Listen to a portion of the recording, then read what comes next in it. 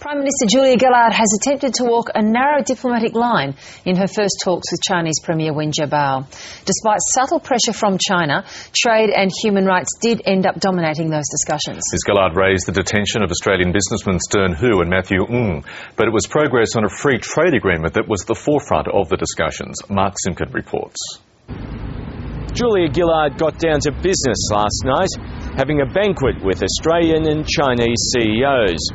A senior Chinese politician told the gathering that China is committed to having a free trade agreement with Australia, although Julia Gillard made it clear she wants more than just warm words. Progress in 5 years of negotiations has been too slow. We need to do better. An FTA would complement our work for regional trade liberalisation. Some Australian and Chinese business leaders want to know how an Australian carbon tax will affect resource prices. Climate change is a persistent and long-term challenge to the world. It is imperative that we decouple economic growth from emissions growth.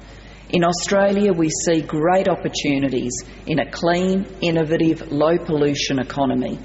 To drive change, the government is determined to put a price on carbon from the 1st of July next year.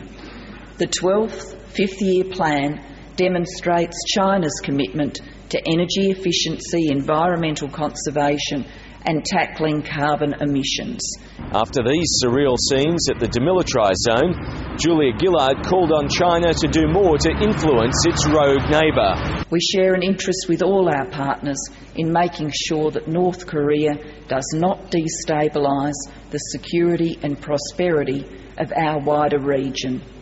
I would like to work more closely with China on common challenges like this one, and I encourage China to bring its influence to bear on North Korea.